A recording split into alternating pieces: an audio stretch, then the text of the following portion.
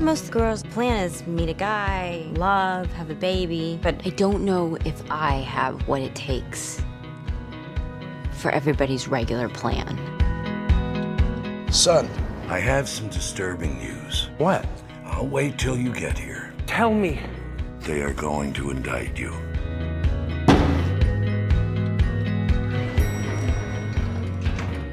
George? How are you? Good to see you. Yeah. George, this is my boyfriend, Maddie. Nice to meet you. Who is he? You didn't even say hello. Yeah, I think you ought to check with me before you invite some guy over, so I'm a little too pissed off to just say hello. I think I screwed up. Not from my perspective. Taxi? No, I just have to figure out where I'm going. No, Leon, Paul Rudd, it's so sweet. You know, how could anybody want to hurt a guy like that? I would never want to hurt him until I saw this movie. Wow. And now I might punch him in the face.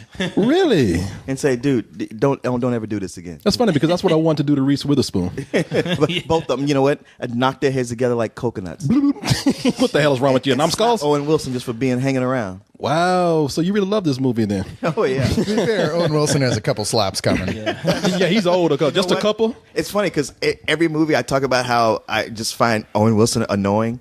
Not as much this time. Really? He's the one saving grace of how do you know? He ain't the saving grace. He was just like a minor character in a movie where your two lead characters were just like, wow, yeah. I think I despise these two people. He was kind of like the dumb dog in this movie. Yeah. Pretty much. he was a device more than anything else. You like me yet?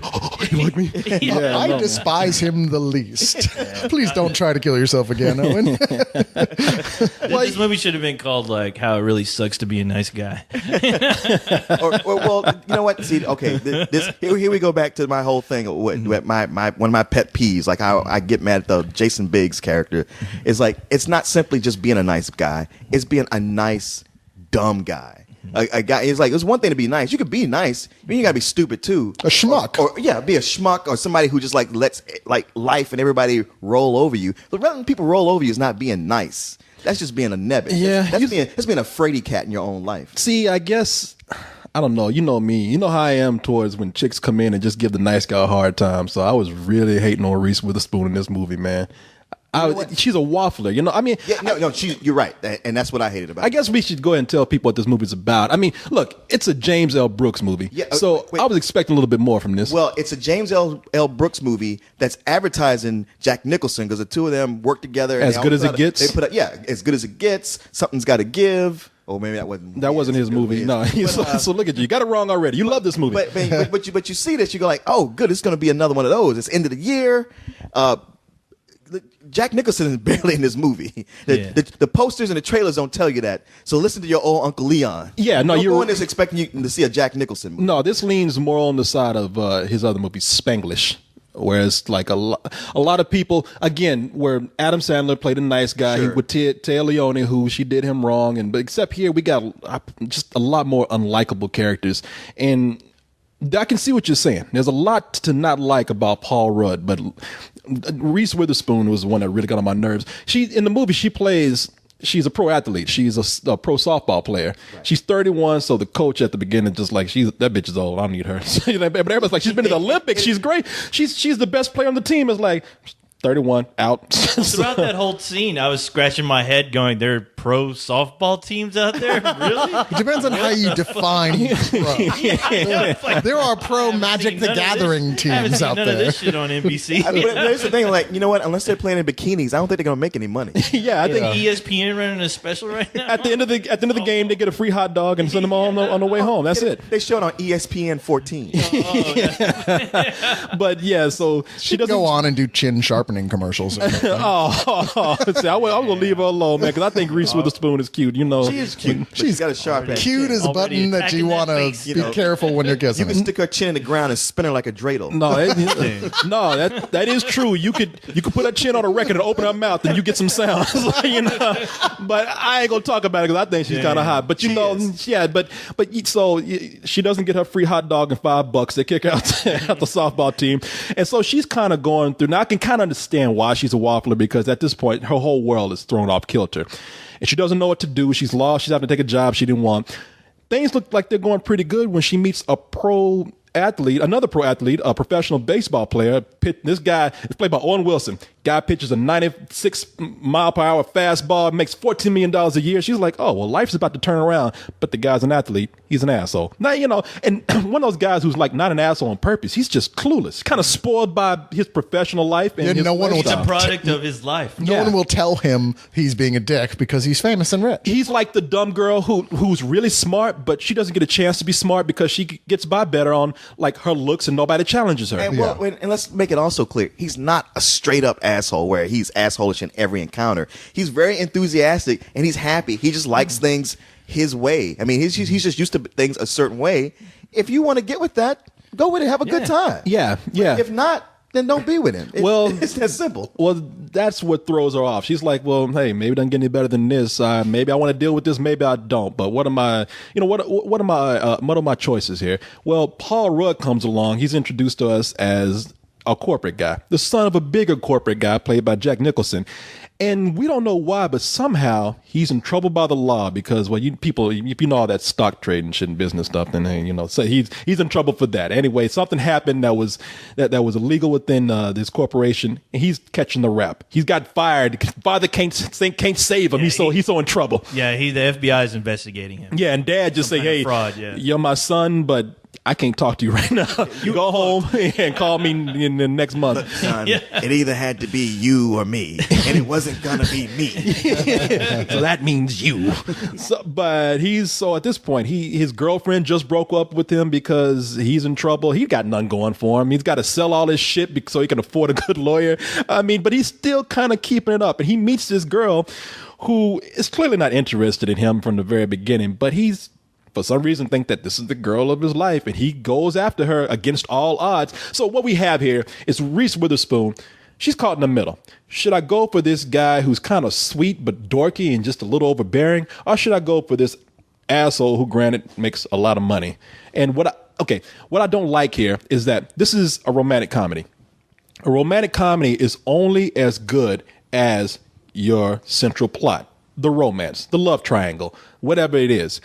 And it doesn't work for me because Reese Witherspoon, while she should be the person you feel for her the most, she treats these two guys, just blows them off on a whim whenever it's not working for her. Oh, you know what? I got into an argument with Owen Wilson. I'm just going to walk out and go over to this other guy's house who's clearly interested in me, but I'm just going to shut my legs and tell him we're a friend and make him have even bigger blue balls. So, I didn't like that about her. You know what? To me, it was like watching a movie with 3 or 4 characters who all seem to be in a completely different movie. Like their interactions with each other, it's like they were talking at each other, but never interacting the way people would interact. Paul Rudd, he goes out with her. It's a bad date, and he falls madly in love. She is the girl he has to have. And if you were to ask him why, it's not like he could give you an answer. You hated her. Everybody hates her, and she does nothing to redeem herself to make her somebody you could see like, man, I would so pursue that girl. Why are these characters pursuing her in the first place? What does she have that's special enough? And it's good. And it's good. You say that because throughout the whole movie, that's what I was wondering. I was wondering, what is the attraction? Why are these people attracted to each other? Even though it seems like they're all pretty self-aware of their predicament and who they are, but they're making all these ridiculous choices that isn't helping them around, down the road. It's like, why is Reese Witherspoon even giving 2 shits to interact with these characters who obviously at least one of them doesn't really give a shit. He's living his life, but obviously that's not what she's about. And you got Paul Rudd, who's kind of just a guy who he just happens to be at every other place she happens to go. And it's one of those films where it's only in a movie like this you get small things which turns people's worlds around. It would never happen in real life. For Owen Wilson, it's just one thing that Reese Witherspoon said that made him say, oh, you're the girl of my dreams. It was one dinner where they never talked for Paul Rudd, where he's like, wow, that was really good for me not talking at dinner. this girl is the girl of my dreams. And it's like, really, that's it? That's what, but I was He's granted. not exaggerating. No, I'm not. And I was going to let that slide a little bit because in the beginning, I like Reese Witherspoon as an actress. I really do. I think she was great in this film, but it's just her character that I really dislike because as the movie goes along, well, I felt very sorry for her in the beginning of the film. But even understanding what she's going through, it takes a lot for me to like want to root for somebody like Owen Wilson in the movie because this is a guy that has everything. It does a lot for me to feel bad for him for the way that she just kind of on a whim just decides to walk out on him in the middle of big functions that he held for her. I don't. It's not simply her walking out on him. She walks out on him to go to Paul Rudd, very much in front of him. Hang out at Paul Rudd's house, like you said, give him blue balls. It's so obvious he's in love with her, and to him, love is the extent of his love is like, well, the key to love is to just sit and listen to whatever she has to say and just smile. That might be the key to a successful marriage. But it's never It's different, though. Like she doesn't fulfill any of his needs at all, other than unless he's on the rebound, he's got a need to worship somebody. And these characters, they get into this situation and they go around in circles, trading back and forth, but none of the relationships progress. I mean, he's almost stalkerish with her. There's no way any girl would put up with it unless she was just such an attention whore. Mm-hmm. And they go around in circles, and like nobody ends up at a place different than where they are, other than the script says like, okay, well now y'all got to be. Well, here's the deal. It's not very romantic what she's doing. It's all about, and look, it's a lot of these things aren't meant to be totally romantic. It's meant to be there for comedic subplots too, and I think some of those work, but what it's just frustrating seeing this girl who's not so much in a love triangle and just a triangle of convenience. It's like whatever person is suiting my needs at the moment, that's what I'm going to go back and forth to.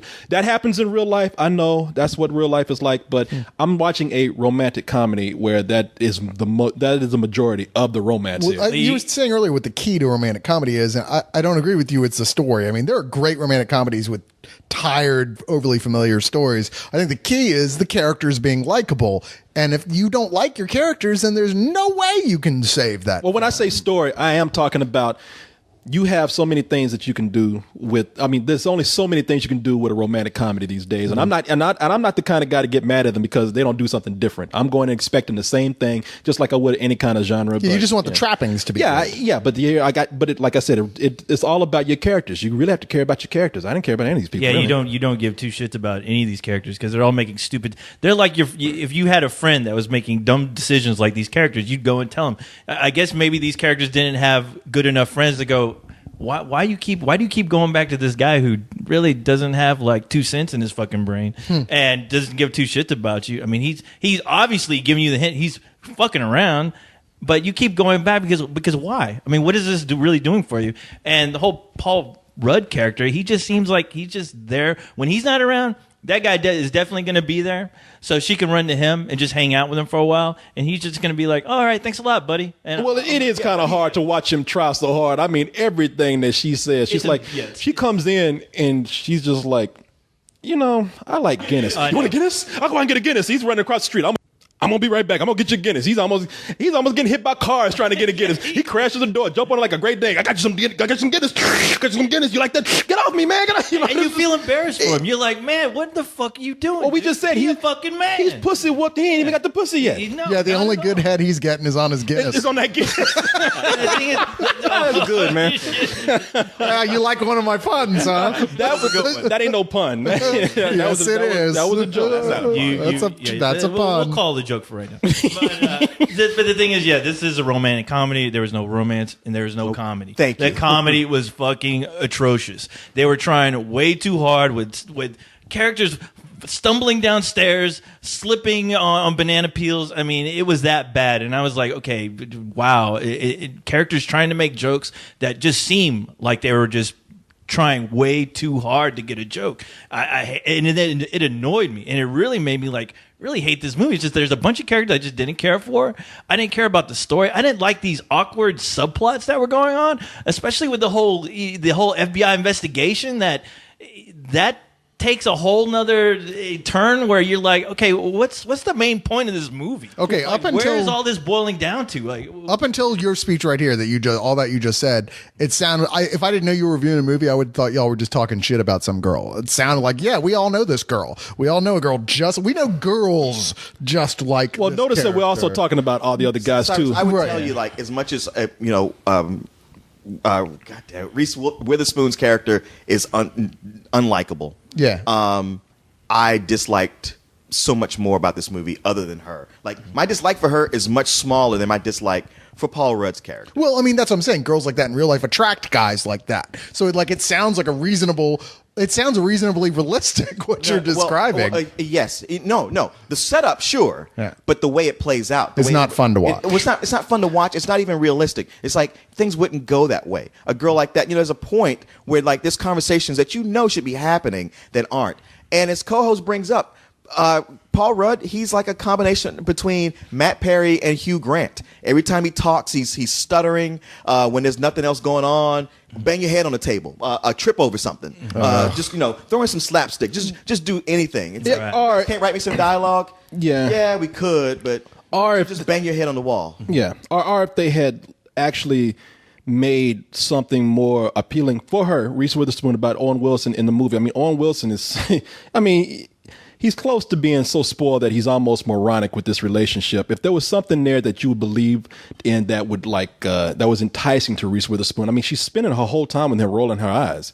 And it's like, well, there's nothing there to really trick me into thinking that you want to go back to this guy. It seems like I'm just going back to this guy just because, well, this is the guy I'm supposed to go back to in the movie until I change my mind. I will say this, though. Let me just say this before I get into some of the things I like, because I did like some things. I also found some of the filmmaking awkward because, and I know James L. Brooks is, like I said, I liked Spanglish when it wasn't getting that many good reviews. I really like Adam Sandler. I like Spanglish too. Yeah, I did too. I mean, I like James L. Brooks. I love As Good as It Gets, but this movie seems like he was really in love with his actors in some scenes and didn't want to cut when things were getting old. There's a scene where Paul Rudd is supposed to be drunk, and this is just a pet peeve of mine. When actors are supposed to portray themselves as drunk, and a director doesn't edit their performance, they just let them play it out because they think it's funny.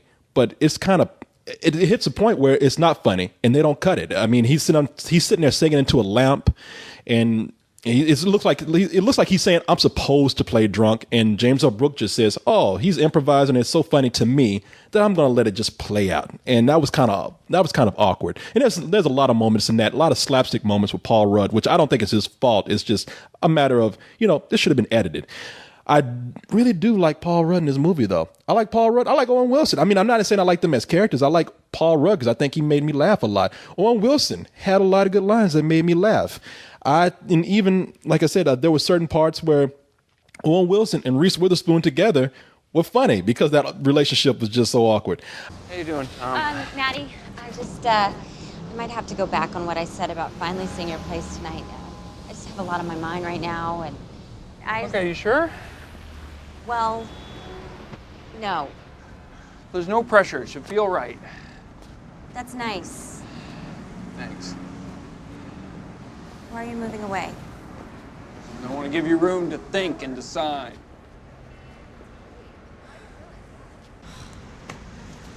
You have all the signs of a handful. I hope so. I don't hate the movie. I think that it's actually really good for not even. Let me change it. Not even really good. I think it's a low matinee, even for people who are really into romantic comedies. But for me, this was pretty much a rental, a good rental, but no more than that for myself. Creating a new category now. Now there's good rental.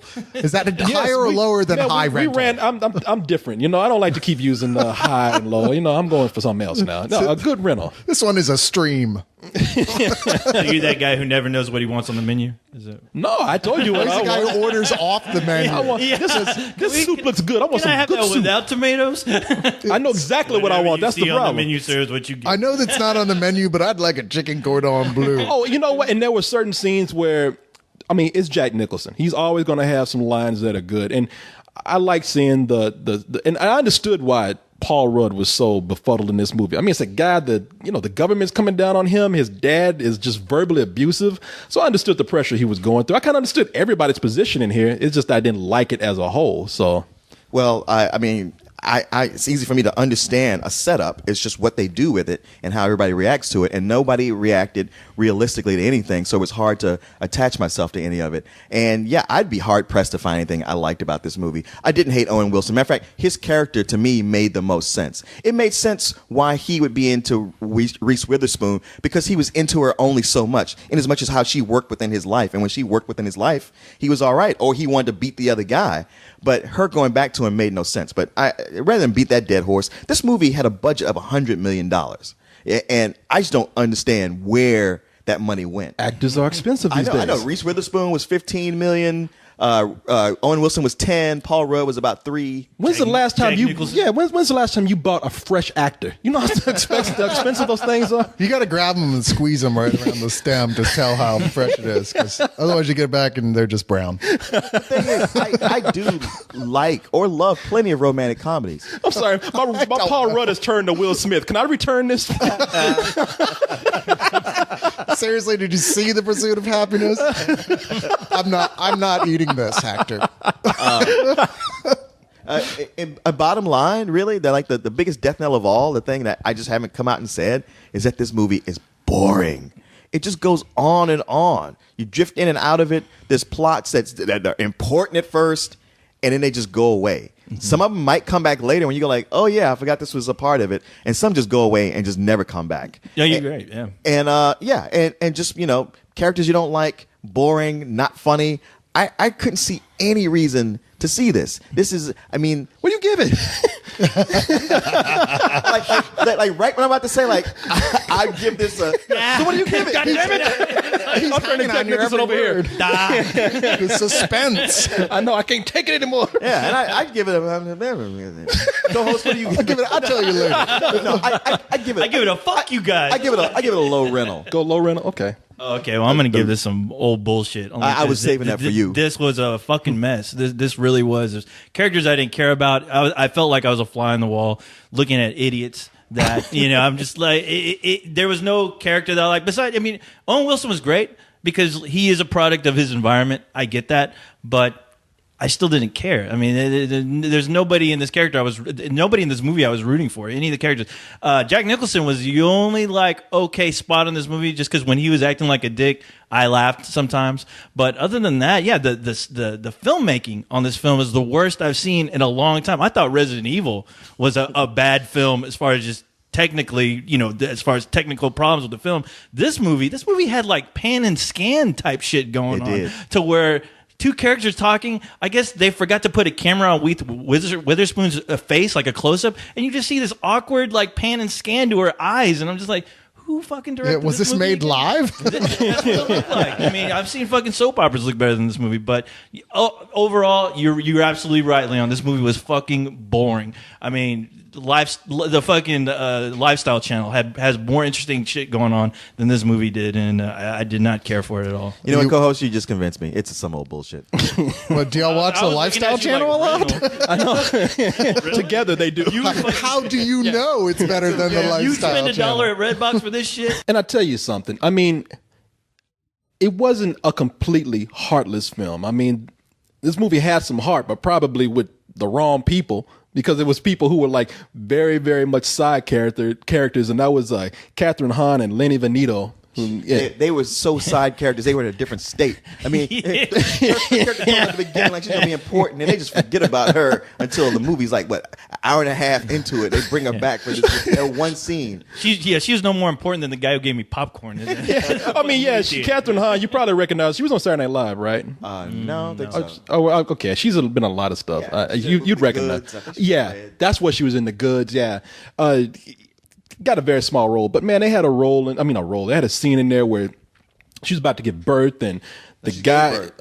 That's right. Yeah, apparently the scene ain't got that much heart because I can't even remember it. So forget about it. No, she gave birth, and the husband comes in, or the guy who she wants him to be her husband comes in to propose, and the way he's just pouring his heart out to her, and she's there crying, got this new baby there, and I was looking at this scene, and I was like, wow, this is really emotional for me. I'm really liking this scene. I wish this could be a bigger part of the film. Why can't I see these two people? Why can't I see their relationship? Now that's a real romance there. That's the problem, and that's the problem with the movie, because those two seem like the only one who had any kind of real common sense throughout the whole movie. But I was pissed off thinking, oh, is this where the director remembered to go, hey, what the fuck is the point of this whole movie? Let me write it down. Hey, here, guys, read these lines real quick, and this will sum up what the whole movie is about. Yeah. And the other characters can listen and go, oh yeah, well, that's what we're all about. Yeah, man, we get for about 3 minutes. Well, that's the thing. We get like a real romance right there, something that's beautiful, something with some meat. Yeah, and then we got to hang out with the rest of these assholes after like 3 minutes.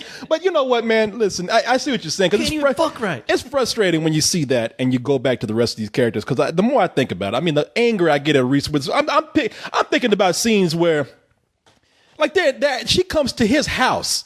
And she gets drunk. She's letting him touch her leg. They're looking eye to eye. I mean, they're just about to kiss. And then she gets a call from Owen Wilson. And she just pretty much lifts up her skirt, puts her vagina in front of Paul Rudd's face, and is like, I got to go back to my boyfriend. See what you missing right here? You actually hear it snap shut. Yeah. Clang. I mean, I say fuck Paul Rudd because he knew what he was getting into. No, man, he didn't deserve that. He knew she had a boyfriend. I mean, Dracula can't come into your house unless you invite him. You understand why Corey doesn't see the point here, right? No, man, it ain't. So what's she a boyfriend? So what? I mean, come on. I was waiting for Reese Witherspoon to go, hey, do you mind making me a drink on the way out here? I know. I mean, she's pretty much rubbing her breast and her ass in front of his face and just kind of like, but we can be friends, right?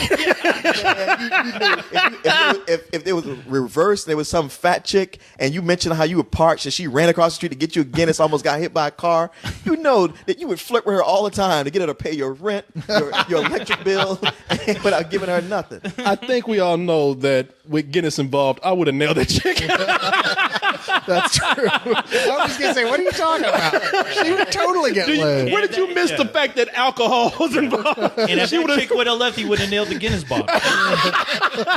She would have turned into Reese Witherspoon after one, I believe. You got a chin like Reese Witherspoon. I would have done her chin.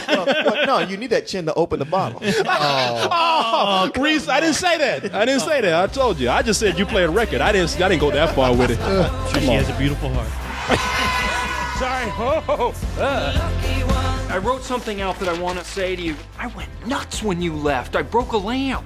Okay, read me the thing. That was the thing. And we're gonna be